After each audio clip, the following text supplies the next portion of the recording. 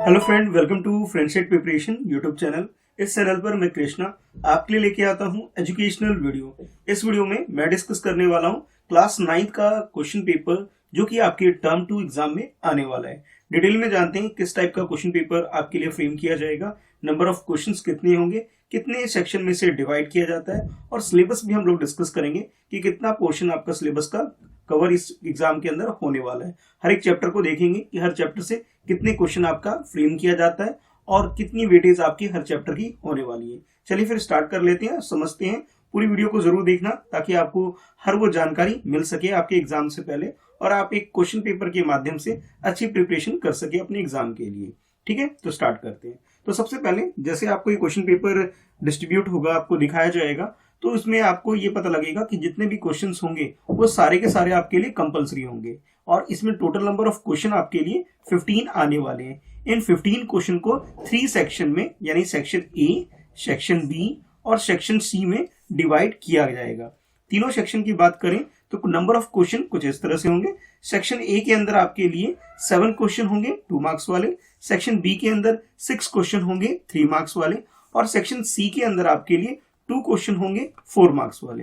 यानी इस तरह से मार्क्स का डिस्ट्रीब्यूशन होगा। अब कुछ कुछ क्वेश्चन ऐसे भी होंगे जहां आपके लिए इंटरनल चॉइस भी होगी। इंटरनल चॉइस का मतलब ये होता है कि एक क्वेश्चन के अंदर 2 क्वेश्चन दे दिए जाएंगे, आपको उन दोनों में से कोई एक क्वेश्चन करना होगा। अब हम लोग डिटेल में डिस्कस करते हैं कि कौन कौन से चैप्टर आपके आने वाले हैं, कितना सिलेबस आपका कवर होने वाला है और हर एक चैप्टर की कितनी वेटेज है। आपकी साइंस की बुक में जो मैटर वाला यूनिट है ये कवर होने वाला है आपके एग्जाम में, matter it's nature and behaviour, जिसके अंदर 2 चैप्टर हैं, ऑटम्स एंड मोलिकुलस, और दूसरा चैप्टर है स्ट्रक्चर ऑफ ऑटम। ये दोनों चैप्टर आपके इस यूनिट में कवर होने वाले हैं जो कि आपके सिलेबस का पोर्शन है। इसके अलावा मोशन, फोर्स एंड वर्क, ये वाली जो यूनिट है जिसके अंदर 2 चैप्टर है, gravitation and force and energy, ये दोनों चैप्टर इसके अंदर कवर होंगे। साथ के साथ जो थर्ड यूनिट आपकी जो सिलेबस का पोर्शन है वो organisation in the living world, ये भी आपका कवर होने वाला है, जिसके अंदर आपका एक ही चैप्टर है why do we fall ill, हम बीमार क्यों पड़ते हैं, इससे रिलेटेड जो चैप्टर है ये कवर होने वाला है। यानी कि अगर यूनिट की बात करें तो 3 यूनिट आपके सिलेबस का पोर्शन है, अगर चैप्टर की बात करें तो 5 चैप्टर आपके सिलेबस का पोर्शन है टर्म 2 एग्जाम में। अब डिटेल में जानते हैं हर एक चैप्टर में कि कितने क्वेश्चंस आपके लिए फ्रेम किए जाएंगे और साथ के साथ ये भी जानेंगे कि वो जो क्वेश्चंस होंगे कितने कितने नंबर के होंगे और पूरे चैप्टर की वेटेज क्या होगी।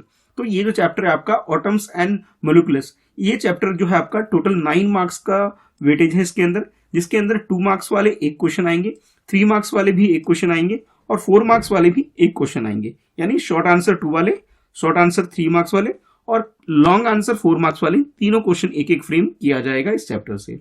उसके बाद स्ट्रक्चर ऑफ ऑटम वाला जो चैप्टर है, ये चैप्टर भी वेटेज रखता है 9 मार्क्स का, जिसके अंदर आपके 2 मार्क्स वाले 3 क्वेश्चन आने वाले हैं और 3 मार्क्स वाले 1 क्वेश्चन आपके लिए आने वाले हैं। यानी टोटल अगर आप बात करो तो ये 6 + 3 9 मार्क्स का ये चैप्टर होने वाला है। यानी ये जो पूरी यूनिट है, ये पूरी कंबाइंड यूनिट की बात करें मैटर से रिलेटेड, ये 18 मार्क्स का आपका हो जाएगा।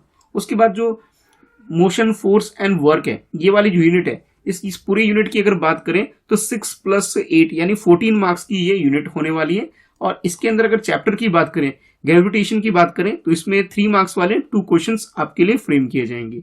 वर्क एंड एनर्जी की बात करें, जिसके अंदर शॉर्ट आंसर 2 मार्क्स वाले एक क्वेश्चन फ्रेम किया जाएगा और 3 मार्क्स वाले क्वेश्चन भी आपके लिए 2 क्वेश्चन फ्रेम किया जाएगा। तो इस तरह से ये 8 मार्क्स का चैप्टर होने वाला है। तो कंबाइंड ये पूरी यूनिट जो है 14 मार्क्स के आपके एग्जाम में आने वाली है। उसके अलावा why do we fall ill, ये जो चैप्टर है आपका पूरा 8 मार्क्स का होने वाला है। यूनिट भी आपकी 8 मार्क्स की हो जाएगी क्योंकि इसके अंदर से एक ही चैप्टर आ रहा है। और ये जो पूरा पोर्शन है, इसके अंदर अगर क्वेश्चन की बात करें तो 2 मार्क्स वाले जो क्वेश्चन है 2 क्वेश्चन आएंगे आपके लिए और 4 मार्क्स वाले 1 क्वेश्चन आएंगे। यानी कि अगर कंबाइंड अगर मैं पूरे साइंस के क्वेश्चन पेपर की बात करूं तो ये 40 मार्क्स का आपका ये एग्जाम होने वाला है। और नंबर ऑफ क्वेश्चंस की बात कर ले हम लोग तो हमारे इस एग्जाम के अंदर 15 क्वेश्चंस आने वाले हैं। तो आई होप आपको ये क्लियर हो गया होगा कि किस टाइप का क्वेश्चन पेपर आपके लिए डिजाइन किया जाएगा। अब आपको ये जानना होगा कि किस किस तरह के क्वेश्चन आपके लिए फ्रेम किया जाएगा। तो जैसे मैंने आपको स्टार्टिंग में बताया था कि सेक्शन ए वाला जो पोर्शन है, इसके अंदर 2 मार्क्स वाले क्वेश्चन होंगे। नंबर ऑफ क्वेश्चन की बात करें 7 क्वेश्चन आपके लिए होने वाला है और पूरा जो सेक्शन होगा ये 14 मार्क्स का आपका होगा। अब एक एक करके हम सारे क्वेश्चन को डिस्कस कर लेते हैं। तो सबसे पहले क्वेश्चन नंबर 1 देखिए जो आपकी स्क्रीन पर है। The atomic number of 3 elements A, B and C are 9, 10 and 13 respectively. Which of them will form a quotient? अब ये आपसे पूछा जा रहा है कि आपको सपोज कर लो 3 यूनिट्स, आप 3 एलिमेंट्स दे रखी है जिसकी वैल्यू आपको गिवन है कि उसकी जो एटॉमिक नंबर 9, 10 और 13 दे रखा है। अब आपसे ये पूछा जा रहा है कि इन तीनों में से कौन कौन से ऐसे एटॉमिक एलिमेंट्स हैं जो एटॉमिक नंबर के हिसाब से क्वेश्चन क्रिएट करेंगे, उसे फॉर्म करेंगे। तो ये आपको बताना है, जिसके लिए आपको 2 मार्क्स दे दिए जाएंगे। उसके बाद जो सेकंड क्वेश्चन है अब इसे डिस्कस कर लेते हैं। Compute the number of ions present in 5.85 gram of sodium chloride. यानी सोडियम क्लोराइड के अंदर उसके बारे में आपसे पूछा जा रहा है कि इसके अंदर जो आयन है वो प्रेजेंट है 5.8, अगर इसका जो वेट आपको गिवन है 5.85 ग्राम है, तो आपको नंबर ऑफ आयन कैलकुलेट करना है इसके अंदर कितना प्रेजेंट होगा। यानी कि ये न्यूमेरिकल क्वेश्चन है जो आपको सॉल्व करना होगा और इसके लिए आपको 2 मार्क्स दे दिए जाएंगे। उसके बाद क्वेश्चन नंबर 3 है और क्वेश्चन नंबर 3 के अंदर 2 पार्ट्स हैं, पार्ट ए पार्ट बी। अब दोनों जो पार्ट है दोनों ही आपको करने होंगे। यानी कि आप ये कह सकते हो कि फर्स्ट पार्ट 1 मार्क्स का और सेकंड पार्ट भी आपके लिए 1 मार्क्स। पूरा कंबाइंड जो क्वेश्चन है आपके लिए 2 मार्क्स का हो जाएगा। तो पहले क्वेश्चन पढ़ लेते हैं। Right the correct representation of element x which contain 15 electron and 16 neutrons. यानी कोई भी एक एलिमेंट है उसके बारे में आपसे बोला जा रहा है, इसके अंदर 15 इलेक्ट्रॉन्स हैं और 16 न्यूट्रॉन्स हैं और इसकी प्रेजेंटेशन आपको करेक्ट परफॉर्म करके यानी कि अच्छे से बना करके बतानी है कि किस तरह से आप इसे रिप्रेजेंट करेंगे। ठीक है। उसके बाद सेकंड पार्ट में बोला जा रहा है in the atom of element x. एक एलिमेंट है जो जिसका नाम आप एक्स रख सकते हैं, इसके अंदर 6 इलेक्ट्रॉन है प्रेजेंट है इसके अंदर। जैसे बोला जा रहा है, पूरा क्वेश्चन पढ़ते हैं पहले। 6 electrons are present in the outermost shell if it acquire noble gas configuration by accepting request number of electron, then what would be charge of the ion so perform। जैसे अब इसमें जिस तरह से आप लोग इसे क्रिएट करते हो, इसे ड्रॉ करते हो, किसी भी एटॉमिक नंबर को रिप्रेजेंटेशन जब बनाते हो, तो इसके जो सबसे बाहर वाले जो रिंग है, इस सेल जो है इसके अंदर बताया जा रहा है कि 6 इलेक्ट्रॉन है इसके अंदर। तो आपसे ये पूछा जा रहा है कि इसके बाहर वाले अंदर अगर 6 है और इसे हमें नोबल गैस क्रिएट करना है, इसे बनाना है, तो इसे और कितने की रिक्वायरमेंट होगी वो आपको बतानी है। ठीक है। तो आप ये कह सकते हो कि टोटल 8 की रिक्वायरमेंट होती है लास्ट वाले में और 6 इसके पास ऑलरेडी अवेलेबल है, इसके पास प्रेजेंट है इसके पास, तो रिमेनिंग क्या 2 बच गया। इस तरह से आप कैलकुलेट करके अपना आंसर बता सकते हो। तो ये जो क्वेश्चन नंबर 3 है आपका, इसके अंदर 2 पार्ट्स हैं, दोनों पार्ट आपके लिए करने ही करने हैं। ठीक है। उसके बाद नेक्स्ट है आपके लिए question number 4। An element Z forms the following composite compound when it react with the hydrogen, chlorine, oxygen and phosphorus. एक एलिमेंट है जिसका नाम इन्होंने Z रखा हुआ है और इसके बारे में आपको इंफॉर्मेशन दी जा रही है। ये इसे कंपाउंड बनाया जाता है अगर इसे हाइड्रोजन के साथ, क्लोरीन के साथ और उसके बाद ऑक्सीजन के साथ और फास्फोरस के साथ। यानी कि ZH3 बनाया जाए, ZCl3 बनाया जा रहा है, Z2O3 बनाया जा रहा है और ZP बनाया जा रहा है। तो क्वेश्चन आपके लिए है what is the valency of element Z। यानी कि Z जो एलिमेंट है इसकी वैलेंसी आपसे कैलकुलेट करने के लिए बोला जा रहा है कि इनकी वैलेंसी क्या होगी ये आपको बतानी है। सेकंड पार्ट में बोला जा रहा है एलिमेंट Z इज मेटल और नॉन मेटल। आपको ये भी आपको बताना है कि ये जो एलिमेंट Z होगा ये मेटल होगा या नॉन मेटल होगा, ये आपको बताना है। यानी कि जिस तरह से ये परफॉर्म कर रहे हैं, कंपाउंड बना रहे हैं, इस कंपाउंड को ध्यान में रखते हुए आपको बताना है कि ये क्या बनेगा, ये मेटल बनेगा कि नॉन मेटल बनेगा। तो इस तरह से ये वाला जो क्वेश्चन है, क्वेश्चन नंबर 4, ये आपका 2 मार्क्स का हो जाएगा। 1 मार्क्स में आप बता सकते हो वैलेंसी के बारे में कि एलिमेंट Z का वैलेंसी क्या होगा, और सेकंड में आपको ये बताना है कि ये मेटल होगा कि नॉन मेटल होगा। ठीक है। तो इस तरह से क्वेश्चन नंबर 4 होगा। नेक्स्ट है आपके लिए क्वेश्चन नंबर 5, जिसमें फर्स्ट पार्ट में आपको डिफाइन करने के लिए बोला जा रहा है कि डिफाइन 1 जूल ऑफ वर्क। ठीक है। जूल जैसे यूनिट है इसकी वर्क की, इसको डिफाइन करके आपको बताना है। ठीक है। ये तो इसका फर्स्ट पार्ट है।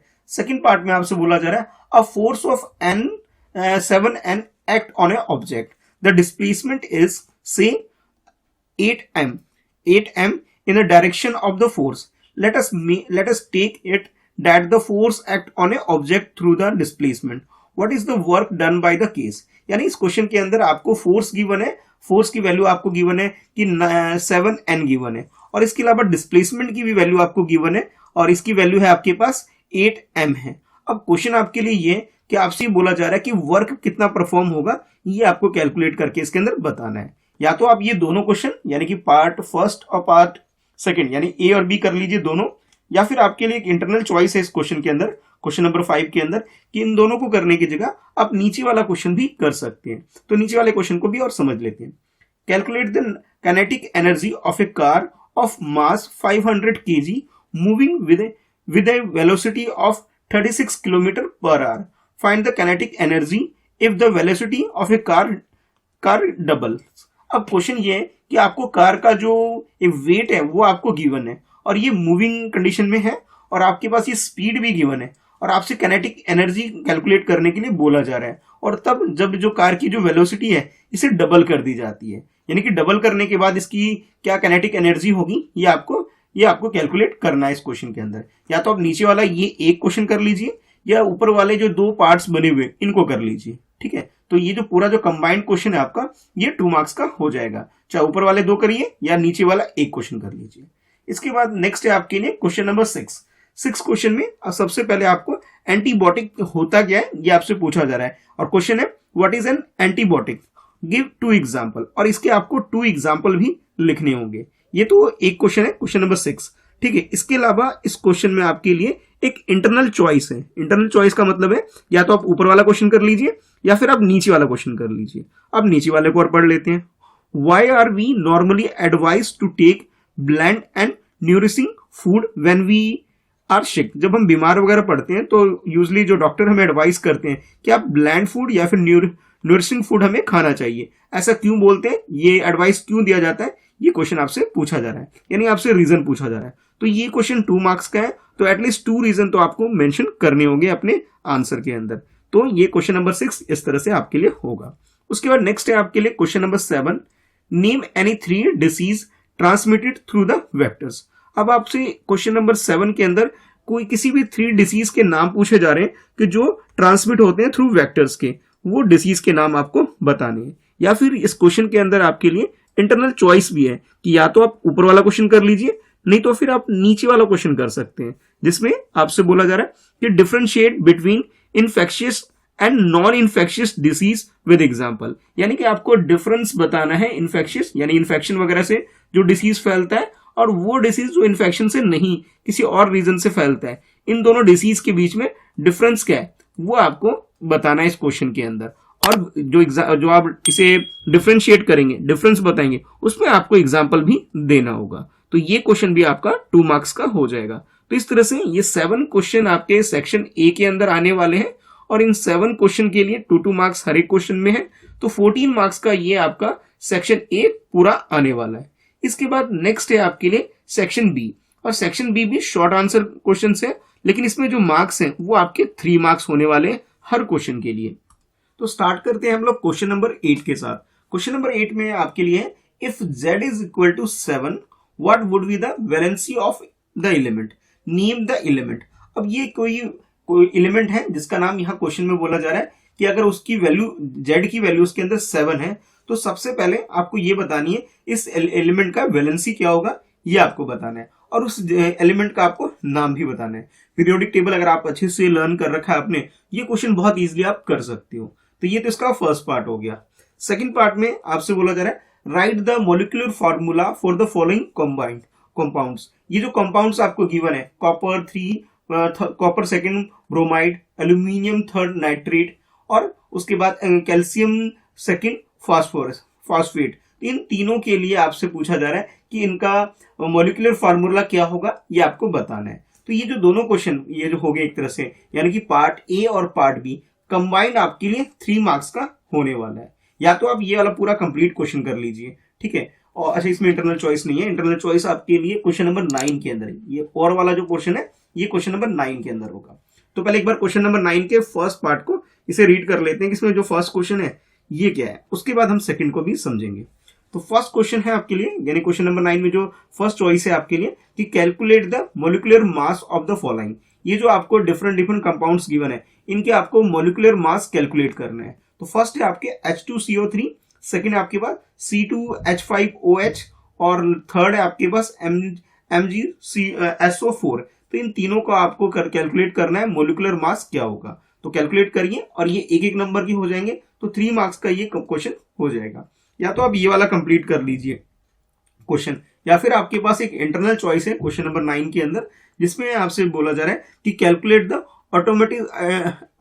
Automaticity of the following. तो ये जो आपको डिफरेंट डिफरेंट पार्ट्स गिवन है, part A B C D यानी 6 हो गए, हर एक के लिए आपको ऑटोमेसिटी कैलकुलेट करना है और हर एक का ये हाफ हाफ आपके लिए हो जाएगा। यानी कि 6 पार्ट्स बने हुए हैं, हर एक का हाफ है, तो 3 मार्क्स का ये क्वेश्चन हो जाएगा। इंटरनल चॉइस है, चाहे तो आप ये फर्स्ट पार्ट कर लीजिए इसका या फिर सेकंड पार्ट कर लीजिए, वो आपकी मर्जी है, जो जिसमें भी आप कंफर्टेबल हो वो वाला पोर्शन आप कर सकते हैं। तो क्वेश्चन नंबर 9 के बाद नेक्स्ट है आपके लिए क्वेश्चन नंबर 10।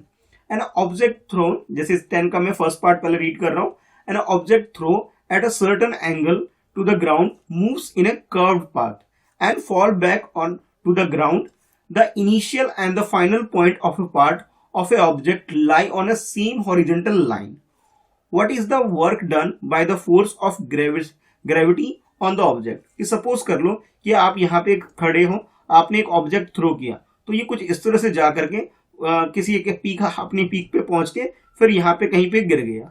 तो ये एक हॉरिजॉन्टल लाइन क्रिएट कर रहा है कि ए पॉइंट से बी पॉइंट तक ये चला गया। ठीक है, अब क्वेश्चन आपके लिए सबसे पहले आपसे ये पूछा जा रहा है, what is work done by the force of gravity के द्वारा ये जो फोर्स कितना क्रिएट हुआ, कितना वर्क कंप्लीट हुआ, ये आपसे पूछा जा रहा है। और सेकंड पार्ट में आपसे पूछा जा रहा है, can a body possess energy even if it is not in motion, कि कोई बॉडी क्या उसके अंदर एनर्जी होती है जब वो मोशन में नहीं होता है, यानी कि वो कांस्टेंट रहता है या फिर उसके अंदर कोई वैल्यू रहती है, ये आपसे क्वेश्चन पूछा जा रहा है। तो ये जो क्वेश्चन नंबर 10 है आपके अंदर पास, जिसमें पार्ट ए और पार्ट बी है, ये पूरा कंबाइंड क्वेश्चन आपके लिए 3 मार्क्स का हो जाएगा। तो आप ये समझ सकते हैं कि भाई ऊपर वाला 2 मार्क्स का हो जाएगा, नीचे वाला आपका 1 मार्क्स का हो जाएगा। कंबाइंड आपका 3 मार्क्स का क्वेश्चन होने वाला है। नेक्स्ट है आपके लिए क्वेश्चन नंबर 11, और 11 क्वेश्चन में आपके पास ये इंटरनल चॉइस है, या तो ऊपर वाला यानी ये फर्स्ट पार्ट जो गिवन है क्वेश्चन का, ये कैलकुलेट कर सकते हो, ये कर सकते हो, या फिर आप नीचे वाले के अंदर 2 पार्ट्स बने हुए ए और बी, ये कर सकते हो, ये आपके पास चॉइस है। तो पहले हम लोग ऊपर वाले क्वेश्चन को रीड करते हैं, इसे समझते हैं। Calculate the electricity bill amount for a month of 31 days if the following device are used as specified।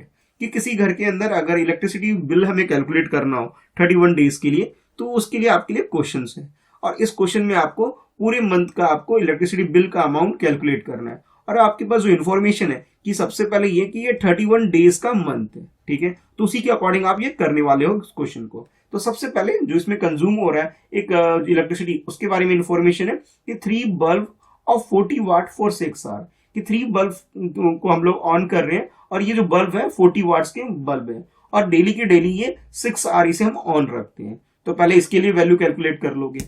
Second आपके पास है 4 tubelights of 50 watt for 8 hour, कि 4 ट्यूबलाइट है और हर एक की जो एक तरह से कैपेसिटी कह सकते हो कि वो कितने वॉट का है, तो 50 वॉट की है, और इसे एक दिन में 8 आवर इसे हम लोग ऑन रखते हैं। तो यहां से आप इसका स्पेसिफिकेशन निकाल सकते हो कि कितनी देर कितनी एनर्जी ये कंज्यूम कर रहा है। और थर्ड आपसे बोला जा रहा है अ टीवी और television, you can say television of 120 watt for 6 hour, कि टेलीविजन जो ऑन रहता है घर में वो 6 आवर रन होता है, और एनर्जी जो कंज्यूम करता है वो 120 वॉट 1 आवर में करता है जिस तरह से। तो 6 आवर के लिए आपको कैलकुलेट करना है। तो सबसे पहले जितना भी एनर्जी कंज्यूम हुआ है इन सब का आप टोटल कैलकुलेट कर लोगे। जब आप टोटल कर लोगे कैलकुलेट, जितनी भी यूनिट आप आ जाएगी, उसके बाद आपको इलेक्ट्रिसिटी का बिल कैलकुलेट करना है, और जो इसका रेट आपको गिवन है ₹2.50 यानी ₹2.50 या 2.50 रुपीज आपके पास इसका यूनिट गिवन है। इस रेट पर इलेक्ट्रिसिटी बिल चार्ज किया जाता है, पर यूनिट का कॉस्ट गिवन है। तो आपको क्या करना है, टोटल कॉस्ट कैलकुलेट करना है कि भी इस इलेक्ट्रिसिटी बिल इस घर में कितना आने वाला है। या तो आप ये क्वेश्चन कर लीजिए, ठीक है, या फिर आपके पास चॉइस है कि नीचे वाला क्वेश्चन कर सकते हैं, जिसमें फर्स्ट पार्ट में आपसे बोला जा रहा है what is mean by the mechanical energy, कि मैकेनिकल एनर्जी होती क्या है, इसकी डेफिनेशन मीनिंग क्या है, पहले आपको ये एक्सप्लेन करना है। नेक्स्ट आपसे पूछा जा रहा है स्टेट इट्स 2 फॉर्म, इसके 2 फॉर्म्स 2 टाइप्स क्या होते हैं ये आपको बताना है। State the law of conservation of energy, give an example in which we observe a continuous change of one form of energy into another another and vice versa. यानी इस क्वेश्चन के अंदर सबसे पहले तो आप इसकी मीनिंग डेफिनेशन बता दोगे, ठीक है, उसके बाद इसके टाइप्स बता दोगे, टू फॉर्म्स बता दोगे, उसके बाद जो law of conservation of energy है इसे एक्सप्लेन करोगे होता क्या है। उसके बाद नेक्स्ट आपसे बोला जा रहा है कि आपको एक एग्जांपल देते हुए ये एक्सप्लेन करना है कि कभी भी हम जो एनर्जी होता है वन फॉर्म से यानी कि फर्स्ट फॉर्म से किसी दूसरे फॉर्म में जब कन्वर्ट होती है, और वाइस वर्सा यानी कि सेकंड फॉर्म से दोबारा जो फर्स्ट फॉर्म में कन्वर्ट होती है, इस प्रोसेस को आपको समझाना है विद एग्जांपल। तो ये वाला क्वेश्चन आपके लिए इस फर्स्ट पार्ट में है। सेकंड पार्ट में क्वेश्चन है आपके लिए, calculate the amount of work required to stop a car of 1000 kilogram moving with a speed of 72 kilometre per hour. तो इस क्वेश्चन में आपसे ये बोला जा रहा है कि एक कार है जिसका वेट आपको गिवन है और ये मूविंग कंडीशन में है और इसकी स्पीड आपको मेंशन है, तो कितना वर्क हमें लगाना पड़ेगा इस कार को स्टॉप करने के लिए। तो ये क्वेश्चन है। नीचे वाला जो क्वेश्चन है ये 1 मार्क्स का है और ऊपर वाला जो क्वेश्चन है ये 2 मार्क्स का है। तो कंबाइंड ये जो क्वेश्चन है आपके ए और बी वाला जो पोर्शन है पूरा 3 मार्क्स का हो जाएगा। या तो आप नीचे वाला क्वेश्चन कर लीजिए या फिर आप इलेक्ट्रिसिटी बिल कैलकुलेट कर सकते हो, इसका अमाउंट कैलकुलेट कर सकते हो, ये 3 मार्क्स का आपका हो जाएगा। तो ये तो है आपके लिए क्वेश्चन नंबर 11। अब 11 क्वेश्चन के बाद नेक्स्ट है आपके लिए क्वेश्चन नंबर 12। 12 क्वेश्चन में है आपके लिए information, an object is thrown vertically upward and rise of height of 10 metre. यानी कुछ भी आप थ्रो करते हो बिल्कुल वर्टिकली ऊपर की तरफ, और जब इसे थ्रो करते हो तो इसकी जो हाइट जाती है यानी कि आपने इसे 10 मीटर तक ऊपर इसे फेंक दिया।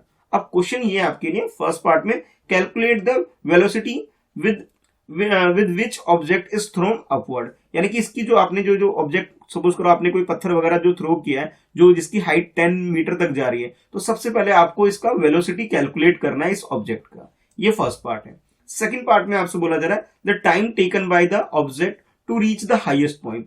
और इस पॉइंट पे जहां पे ये सबसे अपनी हाइट पर पहुंच रहा है जो ऑब्जेक्ट, कोई भी पत्थर वगैरह, तो उसके लिए आपको ये बताना है कि इसकी क्या स्पीड होगी, ये भी आपको बताना होगा। तो ये जो क्वेश्चन है क्वेश्चन नंबर 12 जो है ये आपको दोनों पार्ट इसके अंदर करने होंगे। नेक्स्ट है आपके लिए क्वेश्चन नंबर 13, और 13 क्वेश्चन में आपसे पूछा जा रहा है a ball is drop from a height of 20 metre. यानी कि कोई एक सर्टन हाइट पे है छत वगैरह से, मान लो अगर इसकी हाइट है 20 मीटर, तो इस हाइट से आपने कोई भी एक बॉल वगैरह ड्रॉप किया है। अब क्वेश्चन ये आपके लिए, a ball is drop from a height of 20 metre at the same instant another ball is thrown up from the ground with a speed of 20 metre per second. कि ऊपर से आपने क्या किया, आप और आपका फ्रेंड, सपोज आप ए हो और आपका फ्रेंड जो ग्राउंड पे है बी है, आप दोनों एक एक्टिविटी कर रहे हो कि आपने क्या किया, ऊपर ए सपोज आप हो तो आपने यहां से कोई बॉल वगैरह थ्रो किया है, ठीक है, और आपका जो फ्रेंड है उसने भी एक बॉल थ्रो किया नीचे से। एक ने नीचे से थ्रो किया ऊपर की तरफ, एक ऊपर से थ्रो कर रहा है नीचे की तरफ से, ठीक है। नीचे वाले के लिए आपकी स्पीड गिवन है कि जो उसने बॉल थ्रो किया वो ग्राउंड से, उसकी स्पीड आपको गिवन है कि 20 मीटर पर सेकेंड। अब क्वेश्चन आपके लिए when and where the ball meet. अब ये दोनों जो बॉल है किस पॉइंट पे मिलेंगे ये आपको बताना है। ए पॉइंट पे मान लो आप खड़े हो, बी पॉइंट पे आपका फ्रेंड है, आप दोनों बॉल ऊपर नीचे फेंक रहे हो, तो किस पॉइंट पर ये दोनों दोनों बॉल मिलेंगे, इस पॉइंट को आपको कैलकुलेट करना है, इसे बताना है। तो ये है आपके लिए क्वेश्चन नंबर 13। तो इस तरह से ये जो आपका जो चैप्टर, ये जो क्वेश्चन पेपर है उसके अंदर सेक्शन बी होने वाला है, और सेक्शन बी के अंदर जितने भी क्वेश्चंस हैं वो आपके लिए 3 मार्क्स के होने वाले हैं। नेक्स्ट है आपके लिए सेक्शन डी, और सेक्शन डी के अंदर आपके 2 क्वेश्चन है, क्वेश्चन नंबर 14 और क्वेश्चन नंबर 14 के बाद क्वेश्चन नंबर 15। दोनों ही क्वेश्चन में आपके लिए इंटरनल चॉइस है, या तो ऊपर वाला कर लीजिए या आप नीचे वाला कर लीजिए, जिसमें भी आप कंफर्टेबल है उस क्वेश्चन को आप कर सकते हैं। और दोनों ही क्वेश्चन 4 मार्क्स के आपके लिए होने वाले हैं। तो सबसे पहले मैं डिस्कस करने वाला हूं क्वेश्चन नंबर 14 कि Saumya and Raunak are very excited to perform experiment in the chemistry laboratory. Saumya took 5 mole of carbon atoms in a container and Ronak also took 5 mole of sodium atoms in another container of same weight। यानी कि दो बच्चे हैं, ये lab में गए, chemistry lab में गए और ये एक एक्सपेरिमेंट करने वाले हैं। तो दोनों ने जो भी है अपने बीकर वगैरह जो भी सामान वामान लेकर के उन्होंने स्टार्ट किया। तो सोमिया के बारे में बताया जा रहा है कि इसने कार्बन के एटम्स लिए 5 मोल, और रौनक के बारे में बोला जा रहा है कि इसने सोडियम के 5 मोल्स अमाउंट में इसने एलिमेंट्स लिए दोनों ने। अब क्वेश्चन आपके लिए ये है जो 3 पार्ट्स में आपके लिए फ्रेम किए गए। सबसे पहले आपको ये बताना है हुज कंटेनर इज हैवियर, किन दोनों ने जो भी कंटेनर लिया है किसका कंटेनर हैवी होगा, सौम्या का होगा या रौनक का होगा, पहले तो आपको ये बताना है। नेक्स्ट बी पार्ट में बोला जा रहा है whose container has more number of atoms, किसके कंटेनर में नंबर ऑफ एटम की अगर बात करें ज्यादा होगा, रौनक की या फिर सौम्या की, ये आपको बताना है। Next C part, how many molecules are present in 9 gram of water. अच्छा, वाटर यानी कि H2O की बात की जा रही है, इसके बारे में आपको बताना है कि इसमें अमाउंट ऑफ मोलिक्यूल्स आपको कैलकुलेट करना है कितना होगा। अगर इसका जो एक तरह से वॉल्यूम आपको गिवन है कि 9 ग्राम अगर वाटर है हमारे पास तो कितना होगा, ये आपको कैलकुलेट करना है। ठीक है, तो क्वेश्चन नंबर 14 के अंदर ये जो पूरा पोर्शन है ये आपका 4 मार्क्स का हो जाएगा। और आपके पास इंटरनल चॉइस इस क्वेश्चन के अंदर, या तो आप ये ऊपर वाला कर लीजिए या फिर नीचे वाला कर लीजिए। नीचे वाले में आपसे बोला जा रहा है a flash contain 4.4 gram of carbon dioxide gas यानी CO2, how many moles of CO2 gas does it contain, यानी कि एक कंटेनर है जिसके अंदर आपको बताया जा रहा है कि इसमें 4.4 ग्राम ऑफ CO2 गैस है और आपसे कैलकुलेट करने के लिए बोला जा रहा है कि कितना मोल ये कंटेन करता है ये कंटेनर। तो पहले तो आप 1 ग्राम के लिए कैलकुलेट कर लोगे, 1 ग्राम कैलकुलेट करने के बाद 4.4 ग्राम के लिए कैलकुलेट करके अपना आंसर बता सकते हो। तो इस तरह से क्वेश्चन नंबर 14 होगा जिसमें आपके पास इंटरनल चॉइस है, ऊपर वाला क्वेश्चन कर सकते हो या फिर नीचे वाला। ठीक है, दोनों नहीं करना है, कोई भी एक क्वेश्चन आपको करना है। ठीक है, क्वेश्चन नंबर 14 के बाद लास्ट क्वेश्चन आपके एग्जाम में जो होगा क्वेश्चन नंबर 15 होगा। ठीक है, 15 क्वेश्चन को एक बार डिटेल में पहले पढ़ लेते हैं, उसके अकॉर्डिंग फिर हम आंसर करेंगे।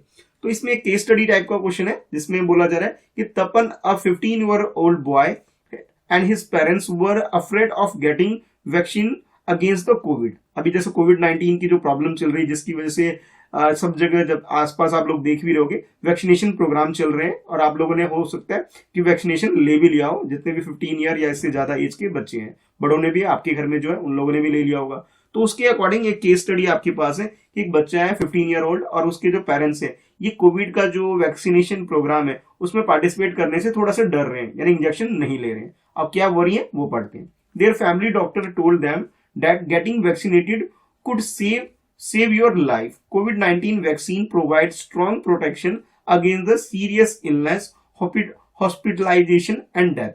कि उसके जो डॉक्टर है वो जो सजेस्ट कर रहे हैं कि भाई ये जरूरी है आप इसे लगवा लीजिए क्योंकि ये हमें प्रोटेक्ट करता है किसी बीमारी से और हमें हॉस्पिटल में भी एडमिट होने से और मरने से भी हमें बचा सकता है अगर हम वैक्सीन वगैरह ले लेते हैं। There is also some evidence that the being vaccinated will make it less likely that you will pass the virus on to other। और ये भी एक तरह से रिसर्च का इंफॉर्मेशन आ रही है कि जो लोग वैक्सीनेशन ले लेते हैं तो उनके अंदर जो भी वो लोग चांसेस कम है कि वो किसी को इन्फेक्ट करेंगे, which means your decision to get the vaccine also protects those around you, यानी कि आप अपने आप को तो सेफ करते हो, इसके अलावा जब आप वैक्सीन ले लेते हो दूसरों के लिए भी आप क्या करते हो एक तरह से सेफ्टी प्रोवाइड करते हो, ऐसा डॉक्टर सजेस्ट करता है। Even after getting vaccinated keep taking precaution to protect yourself, family, friends and anyone else you may come into contact with. और आपसे कह रहा है जब आप वैक्सीनेट हो जाते हो, इंजेक्शन वगैरह ले लेते हो, उसके बाद आपसे बोला जा रहा है कि आप जो प्रिकॉशन मेजर्स होते हैं इनको लेते रहिए, यानी मास्क वगैरह लगाना और बाकी जो सैनिटाइजर यूज करना और हैंड वन क्लीन वगैरह करना, सोशल डिस्टेंसिंग मेंटेन करना, ये जो प्रिकॉशंस है इसको आप लेते रहिए, ये आपसे बोला जा रहा है ताकि आप अपने आप को, अपने फैमिली को, फ्रेंड्स को और जो भी लोग जो आपके कॉन्टेक्ट में आते हैं उन सबको आप सेफ रख सको। अब क्वेश्चन ये है, इसकी स्टडी के बेसिस पे आपके लिए क्वेश्चन ये फ्रेम किया गया है कि इम्यूनाइजेशन क्या होता है, इस चीज को आपको डिफाइन करना है, इसकी मीनिंग आपको बताना है। नेक्स्ट पार्ट में आपसे बोला जा रहा है what do you mean by the disease symptoms. तो डिसीज के सिम्टम्स क्या होते हैं ये आपको बताना है। एक्सप्लेन गिविंग 2 एग्जांपल, और आपको ये एक्सप्लेन करना है बाय गिविंग 2 एग्जांपल्स। और थर्ड आपसे बोला जा रहा है what precaution will you take to justify precaution is better than cure. आप लोगों ने ये जो वर्ड है, ये जो सेंटेंस है हमेशा पढ़ा होगा या सुना होगा कि precaution is better than cure. तो इस चीज को डिफाइन करने के लिए, इस चीज को जस्टिफाई करने के लिए आपको ये बताना है कि क्या प्रिकॉशन आप लेंगे और इस तरह से ये आप कह सकते हो ये जो सेंटेंस से जस्टिफाई करूंगा, कोई एग्जांपल वगैरह है उसको नरेट करके आप अपना आंसर दे सकते हो उस क्वेश्चन के अंदर। तो ये तो है क्वेश्चन नंबर 15 का फर्स्ट पोर्शन जिसके अंदर ये 3 पार्ट्स बने हैं जिसके आपको आंसर करना है। या फिर आपसे बोला जा रहा है कि आप नीचे वाला क्वेश्चन भी कर सकते हैं क्योंकि इंटरनल चॉइस है इस क्वेश्चन के अंदर, और इसमें बोला जा रहा है why are antibodies not effect for viral disease. जो भी एंटीबॉडीज हम लेते हैं, ठीक है, वो हमारे डिसीज वगैरह को इन्फेक्ट नहीं करता, हमें बीमार होने से बचाता है। ऐसा कैसे होता है और क्यों होता है, इसके पीछे आपको रीजन बताना है, डिटेल में आपको आंसर करना है। एग्जाम्पल वगैरह दे करके, एंटीबॉडीज को आप डिफाइन वगैरह करके इस पूरे क्वेश्चन का आंसर देंगे, क्योंकि ये क्वेश्चन जो है 4 मार्क्स का है, यानी कि आपको लॉन्ग आंसर इसमें लिखना होगा।